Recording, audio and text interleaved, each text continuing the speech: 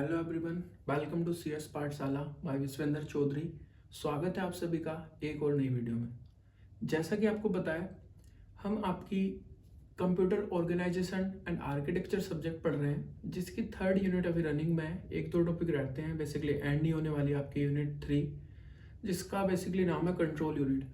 तो बेसिकली पिछली कुछ वीडियोस में हम डिस्कस कर रहे थे आपकी कंट्रोल यूनिट के टाइप्स, जिसमें हमने पढ़ा कि आपकी कंट्रोल यूनिट को हमने दो टाइप्स में डिवाइड किया है, क्लासिफाई किया है, जो है आपकी hardwired and micro program control unit. और वो किस बेसिस पे डिफाइन क्लासिफाई किया है कि वो कैसे आपके कंट्रोल सिग्नल्स को जनरेट करती है।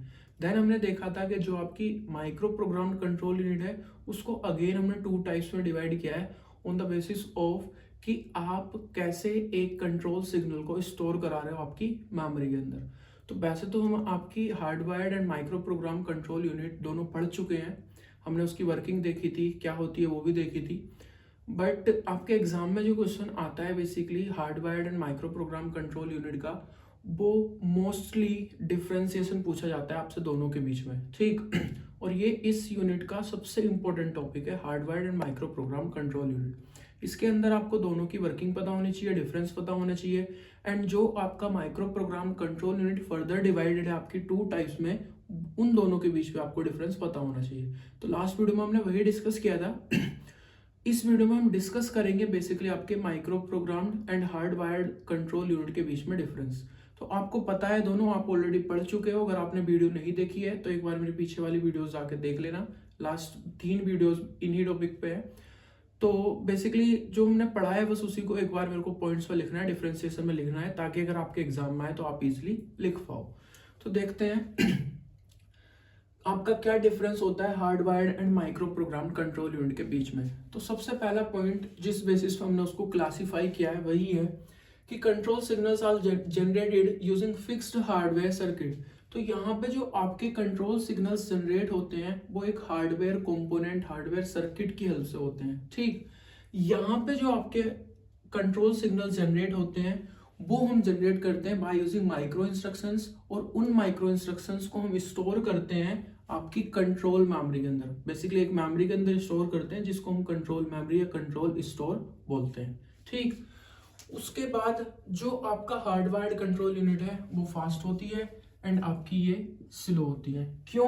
क्योंकि यहाँ पे जो आपके कंट्रोल सिग्नल्स जनरेट हो रहे हैं वो आपके डायरेक्टली हार्डवेयर से जनरेट हो रहे हैं। यहाँ पे जो आप कंट्रोल सिग्नल जनरेट करोगे वो एक माइक्रो इंस्ट्रक्शन की हेल्प से करोगे, वो आपकी मेमोरी में सेव है, तो आपको पहले एक्सेस करनी पड़ेगी, देन आपका कंट्रोल सिग्नल्स जनरेट होंगे, तो इसलिए ये आपका स्लो है। It is not flexible and it is flexible. ये आपकी फ्लेक्सिबल नहीं है। क्यों? क्योंकि यहाँ पे आपका हार्डवेयर है, उसको आप चेंज नहीं कर सकते। एक बार आपने डिजाइन कर दिया तो वो डिजाइन हो गया, उसमें आप कोई चेंजेस नहीं कर सकते। यहाँ पे आपका माइक्रो प्रोग्राम है एक, ठीक, उसके अंदर इंस्ट्रक्शंस लिखी है कुछ, उसको आप इजिली रीप्रोग्राम कर सकते हो, तो इसलिए आपका फ्लेक्सिबल है। Become very complex as instruction set grow.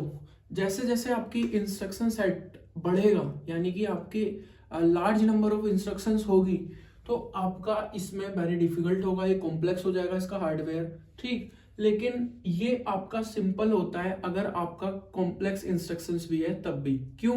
क्योंकि यहाँ पे तो आपको प्रोग्राम लिखना है, जो भी आपकी इंस्ट्रक्शन है उस पर्टिकुलर इंस्ट्रक्शन वो कैसे एग्जीक्यूट होगी, कैसे उसके सिग्नल्स जनरेट होंगे, उसके कोरस्पॉन्डिंग आपको एक माइक्रो प्रोग्राम लिखना है और वो मेमोरी में सेव कराना है। लेकिन यहाँ पे आपको हर एक इंस्ट्रक्शन को एग्जीक्यूट कैसे होगी वो उसके कोरस्पॉन्डिंग हार्डवेयर चाहिए।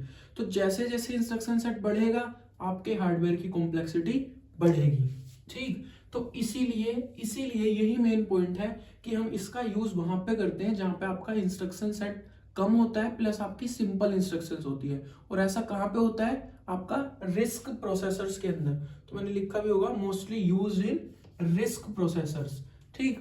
तो जो प्रोसेसर्स आपके रिस्क आर्किटेक्चर को फॉलो करते हैं वहां पे हम बेसिकली यूज करते हैं हार्डवायर्ड कंट्रोल यूनिट का, और जो सिस्क को फॉलो करते हैं यानी कि कॉम्प्लेक्स इंस्ट्रक्शन सेट होता है जिन प्रोसेसर्स के अंदर, उसमें हम फॉलो करते हैं आपका माइक्रो प्रोग्राम कंट्रोल यूनिट का। उसके बाद hardware redesigning is expensive. Basically अगर आप हार्डवेयर को रीडिज़ाइन करते हो तो वो एक्सपेंसिव होगा। सीधी सी बात है, अगर आपको कुछ भी चेंज करना होगा तो चेंज होगा नहीं, फ्लेक्सिबल है नहीं, तो आपको बेसिकली हार्डवेयर ही रीडिज़ाइन करना होगा और उसमें आपकी कॉस्ट ज़्यादा लगेगी। लेकिन अगर मैं यहाँ पे बात करूँ तो आप इजीली जो आपका प्रोग्राम है उसको चेंज कर सकते हो और वो इसकी कंपैरिजन में आपका कॉस्ट वाइज भी इफेक्टिव होगा। ठीक, यूसेज हार्डवायर्ड लॉजिक, यहाँ पे जो आपके लॉजिक यूज होते हैं इम्प्लीमेंटेशन के लिए, आपके हार्डवायर्ड लॉजिक्स जो है वो यूज होते हैं। जैसे आपका मल्टीप्लेक्सर हो गया, डिकोडर हो गया, आपके गेट्स हो गए, फ्लिप फ्लॉप्स हो गए, वो सारी चीज़ें इसके अंदर यूज होती हैं। लेकिन यहाँ पे मैं यूज करता हूँ आपकी कंट्रोल मेमोरी। बेसिकली आपका एक प्रोग्राम है जो कहाँ पे स्टोर है, मेमोरी के अंदर, जिसको मैं क्या बोलता हूँ, कंट्रोल मेमोरी। उसके बाद error fixing is very difficult, और यहाँ पे जो एरर फिक्सिंग होती है वो इजी होती है। अब अगेन सेम चीज, क्योंकि ये आपका हार्डवेयर है, कोई भी दिक्कत आएगी, अगर कोई भी एरर आता है तो आपको पूरा जो हार्डवेयर है उसको रीडिजाइन करना पड़ेगा। आप उसको ऐसे इजीली फिक्स नहीं कर सकते। यहाँ पे क्या है, आपकी सेट ऑफ इंस्ट्रक्शंस लिखी है, उसमें कुछ चेंजेस करो, अगर कोई एरर भी आ रहा है उसमें चेंजेस करो, वो इजीली आपकी फिक्स हो जाएगी। तो यहाँ पे इजी है आपके एरर को फिक्स करना। उसके बाद take more time in designing, जब आप एक हार्डवायर्ड कंट्रोल यूनिट को डिजाइन करते हो तो उसमें ज्यादा टाइम लगता है एज कंपेयर टू आपकी माइक्रो प्रोग्राम्ड कंट्रोल यूनिट, क्योंकि यहाँ पे आपकी सारी चीजें हार्डवेयर की हेल्प से होनी है। तो आपको कंप्लीट इंस्ट्रक्शन सेट बताना है उसको, किस किस पे मेरा प्रोसेसर काम करेगा, और उन सारी इंस्ट्रक्शंस के कोरस्पॉन्डिंग आपका हार्डवेयर होगा जो उनकी सपोर्ट, उन हर एक पर्टिकुलर इंस्ट्रक्शन के कोरस्पॉन्डिंग सिग्नल्स कैसे जनरेट होंगे उसका हार्डवेयर डिफाइन करेगा। ठीक, तो यहाँ पे आपको कंप्लीट प्रोसेस, कंप्लीट डिजाइन चाहिए स्टार्टिंग में ही, कि भाई ये चीजें होंगी, ये इंस्ट्रक्शन सेट को फॉलो करेगा मेरा प्रोसेसर, और इसके कोरस्पॉन्डिंग आपको कंट्रोल सिग्नल्स जनरेट करने हैं। यहाँ पे आपको प्रोग्राम लिखना है उसके कोरस्पॉन्डिंग। ठीक, तो ये थोड़ा फास्ट भी है और इजी भी है। उसके बाद अगर मैं एग्जाम्पल की बात करूं तो इसका एग्जाम्पल है ARM, जो मैंने पहले भी बताया था आपसे रिस्क के एग्जाम्पल में। इसको मैं बोलता हूँ बेसिकली एडवांस रिस्क मशीन। तो ये आपका एक ऐसा प्रोसेसर है जो मोस्टली आपके स्मार्टफोन वगैरह में यूज होता है। और अगर मैं इसके एग्जांपल की बात करूँ तो जो अभी आपके इंटेल की 86 वाली फैमिली है, वो सारे प्रोसेसर्स किस में आते हैं, आपके micro program control unit basically वो यूज करते हैं। तो ये बेसिक डिफरेंशिएशन थे आपके hardwired and micro program control unit के बीच में। आपके एग्जाम पॉइंट ऑफ व्यू से बहुत ज़्यादा इंपॉर्टेंट है, लगभग हर बार ये क्वेश्चन पूछा जाता है। तो इन दोनों में डिफरेंस, एंड देन हमने लास्ट वीडियो में इसके जो दो पार्ट है माइक्रो प्रोग्राम कंट्रोल यूनिट के, हॉरिजॉन्टल एंड वर्टिकल, उसमें डिफरेंस देखा था। तो ये दोनों डिफरेंस आपको आने चाहिए, एग्जाम में पूछे जाते हैं। ठीक, प्लस उससे पहले हम इन दोनों की वर्किंग भी देखी है, कैसे वर्क करते हैं, इनका ब्लॉक डायग्राम भी देखा था। तो अगर कोई एक एक्सप्लेन करने को आता है तो आपको वो भी आना चाहिए। ठीक, तो आई होप आपको समझ में आ गया होगा।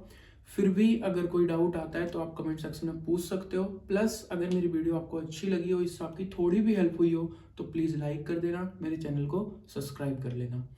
मिलते हैं नेक्स्ट वीडियो में। इस यूनिट का एक ही टॉपिक रहता है बस, जो आपकी माइक्रो प्रोग्राम कंट्रोल यूनिट है इसी से रिलेटेड है, वो भी आपका माइक्रो प्रोग्राम सीक्वेंसिंग। ठीक, या माइक्रो इंस्ट्रक्शन सीक्वेंसिंग, जो आपकी इंस्ट्रक्शंस एग्जीक्यूट होती है डिफरेंट एक पर्टिकुलर ऑपरेशन के कोरस्पॉन्डिंग, उनका सीक्वेंसिंग, उनकी सीक्वेंसिंग के बारे में पढ़ना है हमें। ठीक, तो बस एक टॉपिक रहता है, उसके बाद आपकी थर्ड यूनिट कंप्लीट हो जाएगी। तो मिलते हैं नेक्स्ट वीडियो में, तब तक अपना ध्यान रखो, बाय बाय।